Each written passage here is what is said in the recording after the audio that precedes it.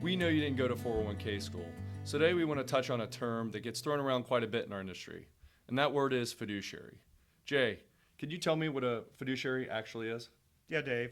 So a fiduciary is an individual who has a duty to perform in the best interest of the participants of the plan. And that brings up an interesting question, Dave, which is how do you know if you're a fiduciary on the plan? Well, if you're someone who holds a role in managing the 401k plan, you have fiduciary liability. That could be running payroll into the 401k plan, or it could be help making investment decisions. But everyone has in common fiduciary liability.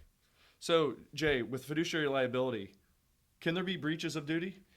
Yeah, absolutely. And just to build on the point you were making a moment ago, the fiduciary liability that a person has on a plan has to do specifically with the role that they play on the plan.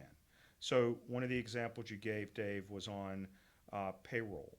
So let's take that as an example. Let's assume the person in charge of payroll breached their fiduciary duty. What could have happened? Maybe they didn't get the money in on time. Maybe they stole the money. Who knows? But something could have happened. And so what could happen to that particular individual would be one of the three things. They could have personal liability, whereby they have to restore the money that was taken from the plan.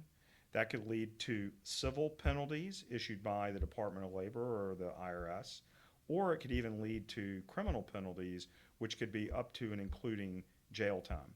Now, obviously, criminal penalties would be quite severe, and it would be a case in which, more likely than not, someone had actually stolen money from the plan. And that brings us to an interesting point here, which is, and we hear this a lot from different advisors that are out there, Dave, can you get rid of fiduciary liability? No, the short answer is no, you cannot as a plan sponsor. And I want to back up just a second and talk about the two types of fiduciaries that you'll hear about. The first is a 321 fiduciary. And that's the type of fiduciary where we, the investment advisor, and the investment committee work as a team to make investment decisions. The other is a 338 fiduciary. And that's where we, as the investment advisors, will pick and choose our funds as we see fit. And a lot of plan sponsors think giving the reins to us, the investment advisors, eliminates you from fiduciary liability. And that is not true, because guess what? If something goes wrong, who picked us? You hired us, and you still have fiduciary liability. So, Jay, is there anything else we need to touch on about fiduciary liability? The biggest thing that we want you to understand as plan sponsors is this.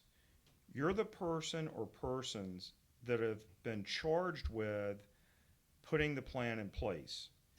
You are in control of the investment choices that are there. You are in control of when the money actually goes into the plan. You are in control of when the money comes out of the plan for rollovers and distributions. And that responsibility is a very, very serious responsibility. And that's why we want you to understand this. So that's it for today. Thanks for joining, and we'll see you next time.